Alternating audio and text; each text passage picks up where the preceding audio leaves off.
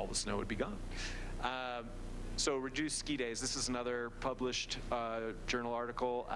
They actually went and looked at all of the ski resorts. Well, maybe they left out a handful of, little tubing places, but I mean, the list was something like 50 pages of ski resorts that they analyzed, and they looked at how many ski days would be reduced if we do nothing about climate change by the year 2090. So you can see that basically none of our local ski resorts would be viable. And maybe most alarmingly, and I think a lot of you probably are already aware of this, but the IPCC at the end of last year came out with their report that was specifically with regard to keeping us below 1.5 centigrade. And they said that we have 12 years to cut our global emissions in half. So, these folks are, this is not, a bunch of climate activists. This is a bunch of scientists, international scientists coming. So, in general, these scientists, if you look at their projections, over the last 20 years, they've consistently under-predicted how quickly global warming is going to happen. And that's not because they are trying to deceive us and lull us into a false sense of security. It's because they're scientists and they don't want to seem alarmist, and they want to be conservative in their estimates. So if they're saying this, it's alarming. All right, so now that we've gotten that out of the way, I'm going to hand it back to Deidre. Okay, so we're going to do another little finger poll. Okay. Going to ask you to put your fingers up in a minute, but let's just go through. Put one finger up if you haven't heard much about climate change or you don't think it's much of a problem. Two fingers if you think climate change is real and important, but you're not yet doing much about it. Three if you've taken some steps to reduce your personal choices, but not much more. And four, if you feel that you actively address climate change through your personal choices and by working for a policy of whatever kind that lowers greenhouse gases. Okay, ready? 1, 2, 3, fingers up. Yeah. Okay, a lot of threes. Okay, so you've done some personal things, but not a whole lot more. Okay, good. Again, no right or wrong answers. We just wanted to get a sense of where everybody is. So, what Tahoe Truckee is doing, we're going to cover two basic areas of activity. One is renewable energy, and the other is policy advocacy.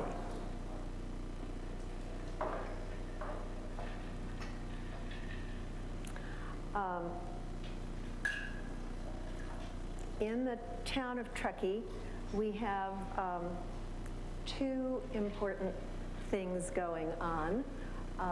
We have 100% renewable Truckee, and we have the town of Truckee Climate Action Plan. 100% renewable Truckee is a citizens coalition. It's the coalition that brought the 100% renewable resolution to the town of Truckee back in 2017.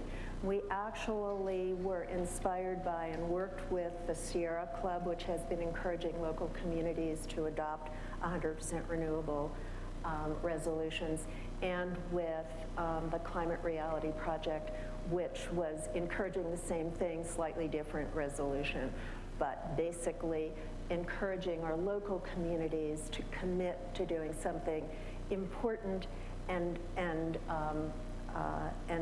rather difficult to do, but setting a difficult goal. So the town council unanimously approved a resolution. It was drafted by town staff. We helped do that. And the resolution is 2017-58.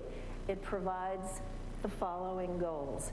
Truckee will have 100% renewable electricity town-wide by 2030. Truckee will have 100% renewable electricity for municipal facilities by 2020. It'll have 100% renewable energy town-wide by 2050, and that includes electricity, heating, HVAC, transportation. It provides a goal of an 80% reduction in our total community greenhouse gas emissions by 2040. That's based on a 2008 baseline year. Truckee did a greenhouse gas emissions inventory in that year. It's actually been updated in 2016, but that's the reference for us. And it also provided for robust community engagement process to find ways to establish policies and actions to achieve those goals. And the 2018 revision of the town's general plan that actually sort of started in 2019 and we're in the process of doing that now. 100% renewable. Truckee has also done some other things. We have cooperated with other towns in bringing something called the Seed Fund to this community and to others in the area. The Seed Fund provides a revolving loan fund to absorb the upfront soft costs in evaluating the use of solar energy resources by towns and service districts in our area.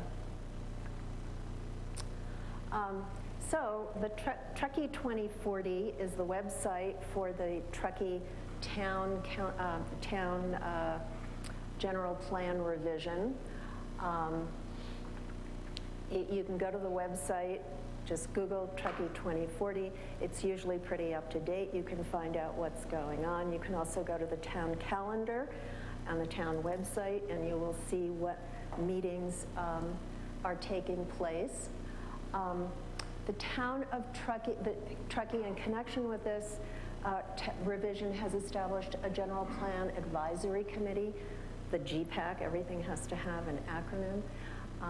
And that's a citizen group representing various town stakeholder interests. That is an advisory committee to this process.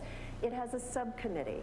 That subcommittee is planning to establish, to create a full-blown climate action plan for the town. Climate action plan is a plan that sets goals, metrics, actions to reduce our greenhouse gas emissions. That's what we would call mitigation. It also deals with doing a vulnerability assessment, and then on the basis of that, deciding what adaptation policies we're going to adopt. We know that there is some global warming that has taken place. There are some things that are going to happen to our climate. It's just baked into what's already happened, what's already occurred, and we are going to have to figure out how to adapt to what is inevitably going to happen, even if we did everything right from now on. So we're also dealing with adaptation in the climate action plan. There are going to be community and stakeholder workshops in connection with both adaptation and mitigation strategies. You can find them on the town on the general plan website, 2040 Truckee, and you can also find them on the town's calendar. Come to them, show up, use your voice, have a part in this. If you're concerned about it, this is your time to speak up and be heard. We're listening. We are trying to do something here locally. Is this going to solve climate change for us altogether? No, but it is going to educate us all. It's going to give us all a role. We're going to be doing our part locally.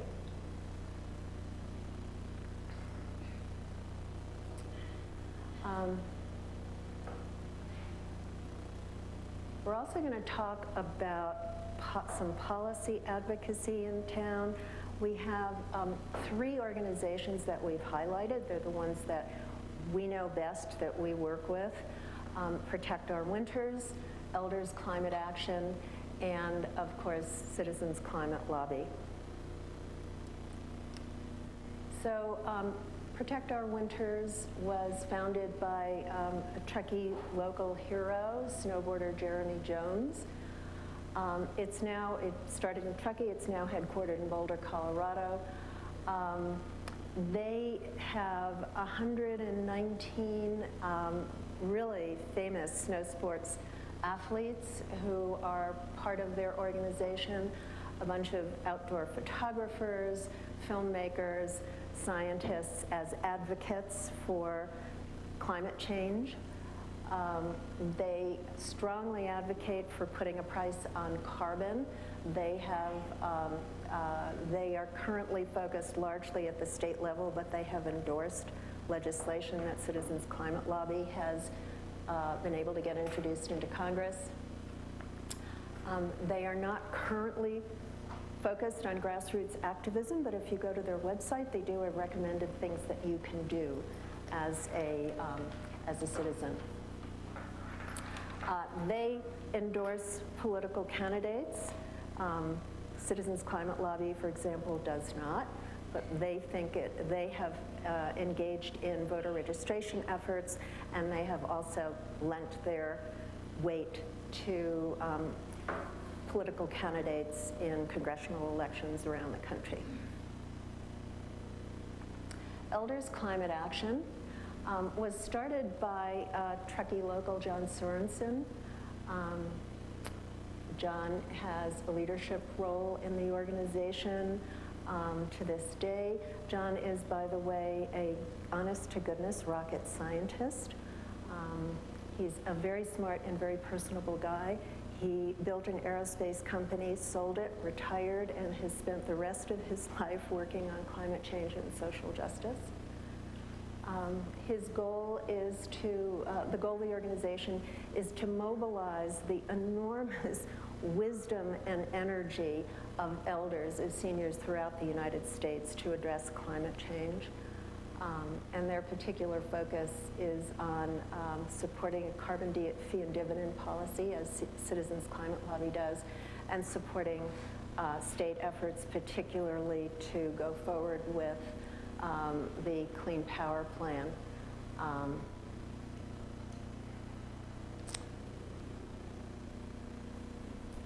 You want to do Citizens Climate Lobby? Sure. All right, so Citizens Climate Lobby, that's what Deidre and I are here for, really, and Blair as well. So this is an organization with over 500 chapters worldwide, most of which, and Janet, 500 chapters worldwide, most of which are in the United States. It's actually 130,000 members strong and growing. And the goal of this organization is to empower ordinary folks to get the training needed to become advocates for climate action. And our goal is to build the political will to actually do something about climate change at the national level. And we have one chapter in every congressional district, including California District 4. It's a volunteer-driven, nonpartisan organization. It's very important to us to be nonpartisan. And we also happen to be instrumental in getting Canada's nationwide price on carbon enacted last year.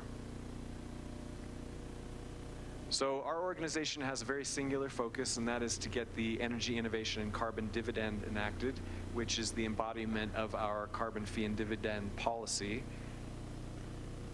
And the bill is actually getting widespread support. We'll get to that soon. So now we're just going to have a little break and ask you guys to pair up and just discuss what kind of climate action appeals to you most. So this is the idea here is that you're pretending for the moment that you're actually going to rush out after this meeting and sign up to do something. So whether you do or don't, that's not important. But what we're just asking is pretend for the moment that that's what you're going to do. What of these things that we've presented to you appeals to you the most?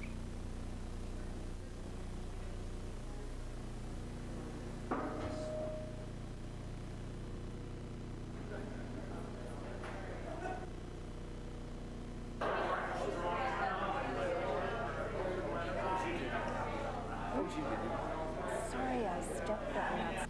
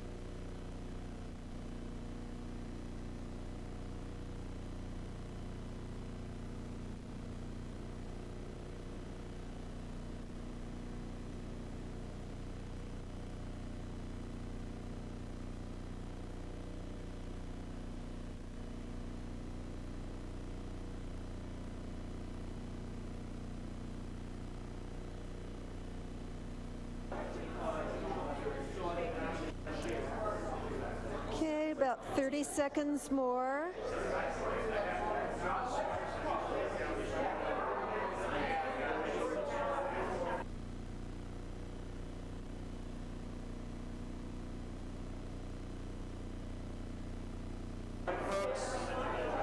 We're going to wrap it up.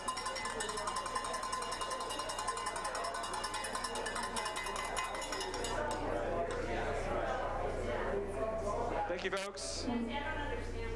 All right, so in a perfect world, we would have all the time in the world, and we would ask you all to report back on your findings. But unfortunately, and this is the God's honest truth, we had something like 100 slides, and we had to pare it back quite a bit. So yeah, we could go on and on. But anyway, yeah, so as much as we would love to include everyone in the conversation, unfortunately we can't. But hopefully you all had interesting things to say to each other. All right. So the question is, given all the great things that are happening here locally in Truckee, why are we, volunteers, so focused on a national policy? Well, the answer is that despite all the amazing news you may have heard about how we're making this transition to renewable energy, it's just not happening fast enough. This is according to the International Energy Agency. They point out that at the rate that we're transitioning, or we're going to be at 18% renewable energy by 2040, which, according to them, is well below their target of 28%.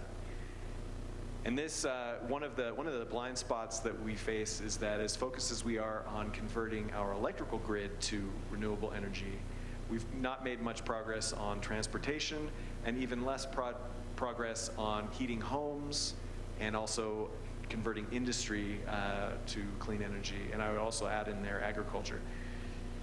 So we really need a national policy to shift the conversation, shift the entire economy away from fossil fuels. Another point to be made is that the U.S. really needs to be a leader. So the question is, some folks will say, well, what's the point of us making a big change if China and India aren't on board? Well, then the fact of the matter is that if you look at the cumulative CO2 emissions over the years, we are well ahead of either China or India. So we may actually have gotten eclipsed by China on an annual emissions basis, but as far as who's been emitting the most carbon over the years, well, we're way ahead still. And frankly, it would be a lot to ask those emerging economies to just give up their fossil fuels when we're not making an effort ourselves. So with that, I am going to pass it back to Deidre, who's going to give you some of the options on national policies. All right, let's zoom up, take the view from 10,000 feet on what climate change policy options we have at the national level. This, by the way, is what Google Earth tells me is what 10,000 feet above Truckee looks like. We can stick with the status quo, which is by far our most expensive option. We can engage in regulation. Some people call it command and control regulation. This is what we have typically done to deal with environmental problems, Clean Air Act, Clean Water Act. We can use a cap and trade system, which I'll explain in just a minute. We have a cap-and-trade system in California. There's a cap-and-trade system in the EU. We can place a tax on carbon, like a sin tax, like the tax that we put on alcohol or cigarettes to discourage consumer use. Or we can do a variation of a carbon tax in a policy called carbon fee and dividend, which places a tax or a fee on fossil fuels as they enter the economy, takes all that revenue and refunds it back to American households. I'm going to quickly go through these slides. Our current status quo is that we have climate destabilization, and that's due to what economists call a fossil fuel market failure. Economists tell us that in a fully efficient price system, the price we pay for a product would always reflect the full costs of producing and using it, including the cost to the environment, to the healthcare system, et cetera. Here's what we have. All of the social and environmental costs of fossil fuels are external to the price that we pay for them. Economists call those negative externalities. So we have a fossil fuel business model that socializes most of the significant costs of the business model to our society, like environmental damage, like insurance cost increases, like healthcare costs, and privatizes the revenues. This is what economists call a distorted market. In other words, it doesn't tell us the truth about the real cost of carbon-based fuels to us. They call this a massive market failure. And as consumers, we can't really make fully informed decisions about fossil fuel use because the real costs are hidden to us. They're tucked away in other places. Command and control regulation is our traditional approach. I remember what it was like. I lived in New York City before we had the Clean Air Act and the Clean Water Act. I am thrilled that we engaged in that kind of regulation. But it is very difficult for us in the current environment to regulate. We started out in environmental regulation setting specific, demanding specific behaviors, like putting scrubbers on smokestacks. Then we evolved to performance standards, which work pretty well. And the problem with command and control regulation is that it requires a government infrastructure for reporting mechanisms. It requires boots on the ground in order to ensure compliance, and it requires budget allocations for the agencies doing all of this. In the current environment, we have enormous delays in adopting regulations. They then become involved in litigation. Regulation takes a great deal of time. We have to do it on a economic sector by economic sector basis. It's only as good as its enforcement, and the enforcement is subject to budget constraints. We are seeing what's happening to the EPA right now as its budget and staff is slashed. Okay. Cap and trade, sometimes called emissions trading scheme or licensed emissions trading. It's essentially a regulatory solution. Many people consider it a market solution. I don't. It creates an artificial market. It requires a lot of government regulation, a lot of data collection. It is complicated for most of us ordinary people to understand, and recent studies indicate that it is not yet proven to be really effective in reducing carbon emissions. Straight carbon tax is very good at changing behavior. The rap on it is that it can constrain overall economic activity. It's a drag on the economy. We hear that when we speak to Republicans on Capitol Hill all the time about a straight carbon tax. And then there's carbon fee and dividend, which is embodied in the Energy Innovation and Carbon Dividend Act, H.R. 763, which is in Congress right now. Carbon fee and dividend is sometimes referred to as a revenue-neutral carbon tax. It is a market-based policy, and we'll talk a little bit more about it later. Just wanted to let you know that carbon fee and dividend, the principles of carbon fee and dividend were endorsed in a really highly unusual op-ed in January in the Wall Street Journal.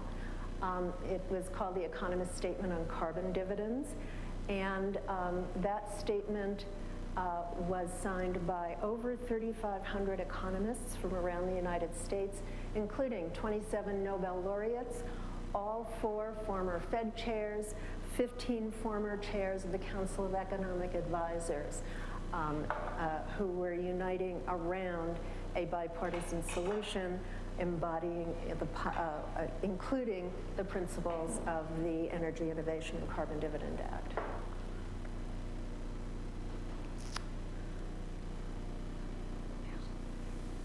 So we are running out of time, so I'm going to actually just go ahead and skip this slide. As much as I would love to talk about our organization and its values, I really want to get to actually the Act and how it works and what its benefits are.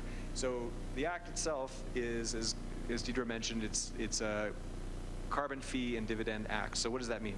It means that you put a tax or a fee on fossil fuels at the source. So what are we talking about?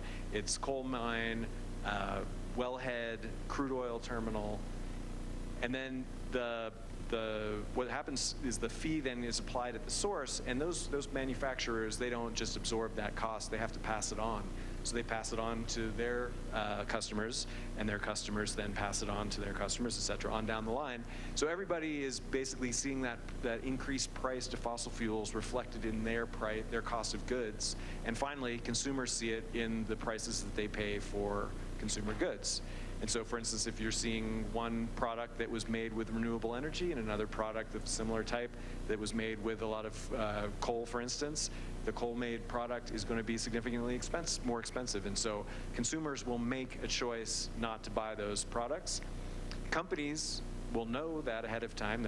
They're smart. They know how these things work. So they're going to make changes to their supply chain to keep their costs low. And so it allows our economy to adjust to the increased price of fossil fuels. And by the way, the fee would start at $15 a ton in the first year, and then each subsequent year would go up by an additional $10 a ton. And because that's on this regular schedule, everyone has the same knowledge. Everybody would be able to see, oh, at this point, I can see that it's going to make sense for me to invest in solar panels, or it's going to make sense for me to go out to my energy supplier and ask for a green tariff for my energy supply. So what happens to all that money that's collected? Is quite a lot of money. What happens is it gets put into a trust fund, so the government can't touch it, and then gets distributed equally to all members of our society. So each adult would get an even share, each child would get a half a share. And what does that do? Well, actually, I'm going to leave that for now because we're going to get to the benefits in a minute. So we also have to have something called a border carbon adjustment.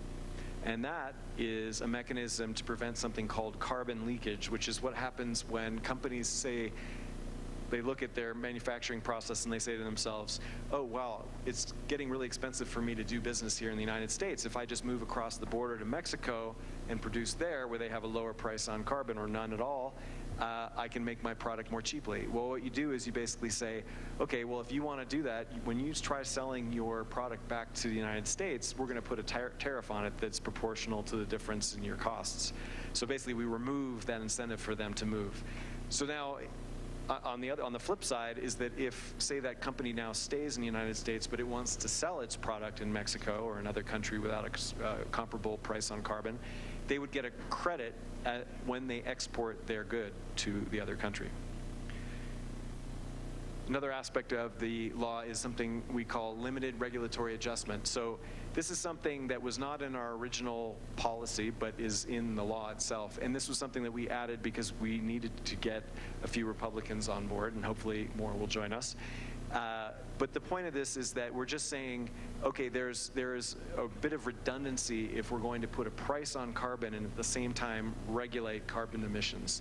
So the question is, okay, so we're putting this limited, what it is a moratorium on these regulations. So if we do not reach the goals, there's actually clearly stated out the ramp rate of decrease in carbon emissions. If we do not meet that rate, the regulations will be reintroduced. So we'll look at that. It says 10 years from the enactment of the bill. We will look at where we stand with respect to emissions. And if we haven't met our goals, the regulations, actually, it's even more than just saying, oh, we're going to reinstate whatever carbon regulations we had. We actually give specific instructions to the federal government to actually enact regulations that will force the emissions to drop. So it's actually, in the end, in 10 years or whatever it might be, the effect is the same. But our hope is that this won't happen, because if we do things right, the fee will actually be a lot more efficient than enacting regulations. And by the way, I should also mention that the only regulations affected are the Clean Power Plan that Obama put in place, but actually never actually got implemented and is in the process of being dismantled by the Trump administration. So it's really, there is no real effect to this, to be honest. And this is just a little review. We got our carbon fee, we got our dividend, border carbon adjustment, and limited regulatory adjustment. Okay, so what will this achieve? Well, it's effective. This is based on a study by the Columbia's SEPA Center on Global Energy Policy, which was published in November of last year. It says this proposal will have larger emission reductions than any other carbon tax proposal that has been made. It will likely cause emissions to fall below the target level of 45%, below 2015 levels. So by the way, that's within about 12 years is what we're looking at. So it's quite a rapid reduction in emissions. And there is really nothing out there, no proposal that's been made that has a comparable reduction in CO2 emission levels. And it would rapidly decarbonize the U.S. power sector. So the prediction is that basically within that period, all coal plants would close because they would be so economically unviable. And that's really where you get a lot of this reduction. All right, it's good for people. And this is actually based on a couple of different, this kind of stands to reason, right? The general reasoning is when you're reducing carbon emissions, you're also reducing all the other emissions of burning fossil fuels. So there's a lot of pollutants that are involved in burning fossil fuels. So these are coming from two different studies. One is talking about worldwide air pollutants, and it's saying if you were to remove fossil fuel emissions, it would reduce 65% of premature deaths just by eliminating fossil fuel emissions. And then this other study says by 2030, clean energy policies could prevent approximately 175,000 premature deaths in the United States. All right.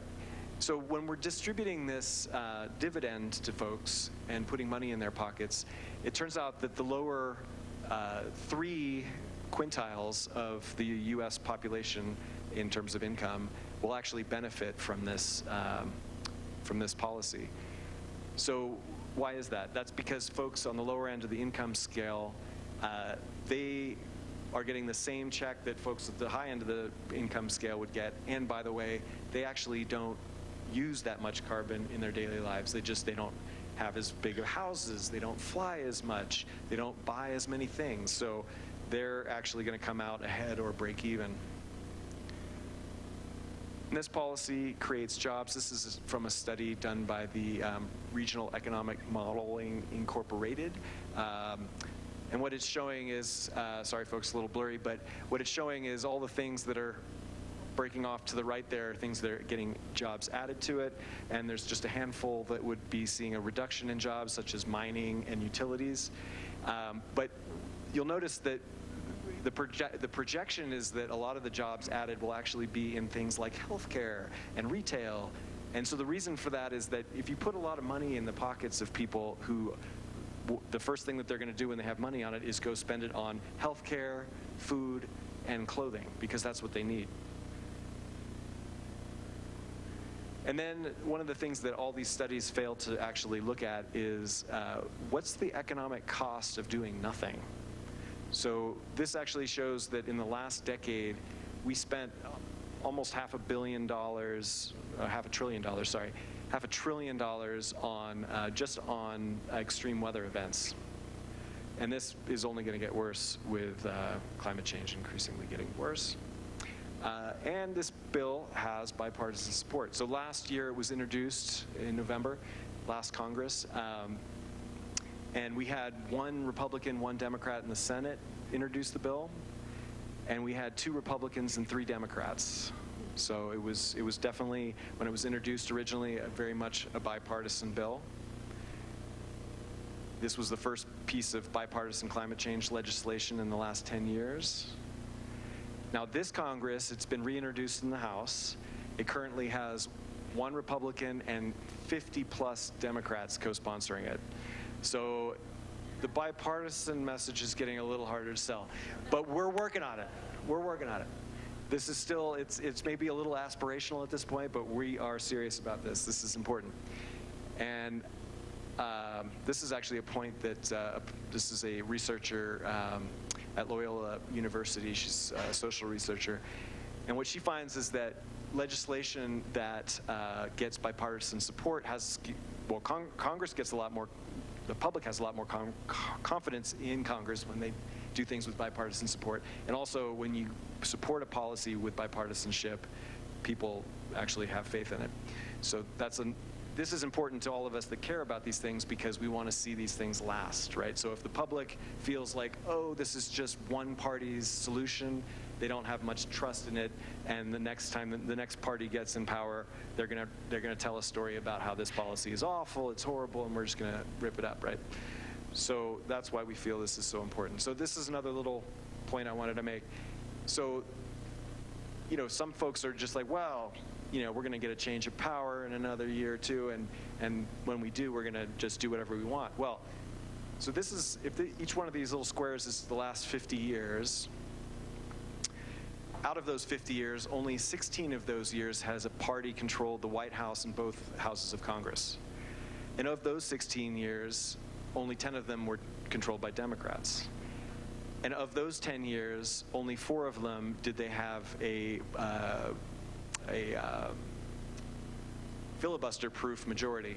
So basically the point there is just to say the odds that if there was a chance to just do something without any help from Republicans, it's a long shot, and it would be very short-lived. And the policy is revenue neutral, and frankly that's really important if you want bipartisan support. So I'm just going to quickly run through this. This is, the bill has the following endorsements. It has a lot of them. You can go to the website and check it out. It's quite impressive, but here's some select ones.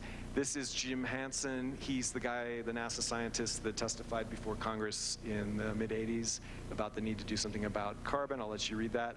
This is George Shultz, who worked for both the Reagan and the Bush senior White Houses. And this is Alex Honnold of Free Solo fame, one of my personal favorites because I'm on the outdoor action team.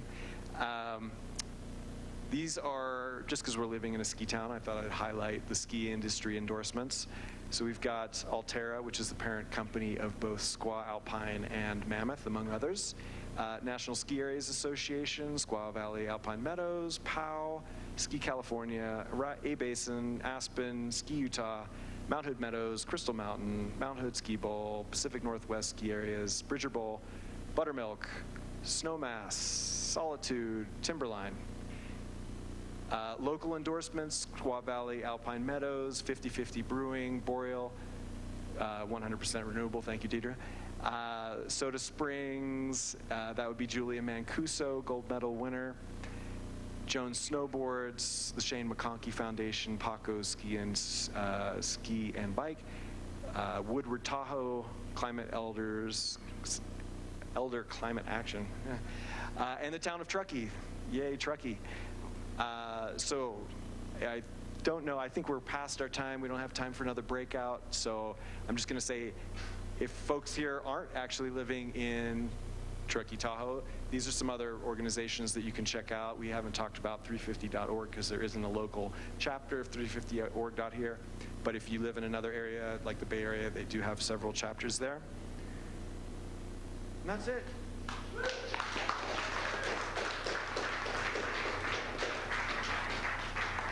Do we have time for Q&A? Yeah, let's do a couple, 3 questions. All right, folks. Announcement. Wait, can you take this, please? Because people can't hear you. Also on the local front with youth, we have resolutions from the Tahoe Truckee School Board, from PTA at Alder Creek Middle School, from the student councils at North Tahoe High School and Truckee High School. Those are resolutions for climate action, not endorsing any legislation, but saying, youth and people in the education sector believe that there needs to be action taken on climate. I also wanted to highlight that young Mr. Barrett had written a summary about how our town could move forward with the resolution for 100% renewable energy. We also brought a couple of high schoolers who are now working as interns for SWEP to Washington, D.C., who advocated on Capitol Hill. This is not just an issue for all the adults in the room. We know it's an issue for all the young people around the world. And locally, there is action. In many schools, even we have the private school, T, and as well as some charter schools like SEL, and then we also have Tahoe Truckee Unified that believes in climate action. As well as we have young inventors, some are in the room, that have solutions for climate action. And we're just looking at a way to look ahead and to be positive and to work on those solutions. Lastly, I want to invite all of you, if you'd like to hear more about Citizens Climate Lobby, hear more about the wonderful things that have been happening locally, we're going to have a celebration at the lake at Carnelian Bay at Waterman's Landing in September. So that's the off season. It will be Saturday, September 21st. Just come, enjoy, talk to people. There will be people from all over. So if this is a topic that interests you, we invite you to come to that. Thank you. So we have time for one question. And we got it. Okay, well, thank you so much. All right, thank you, folks.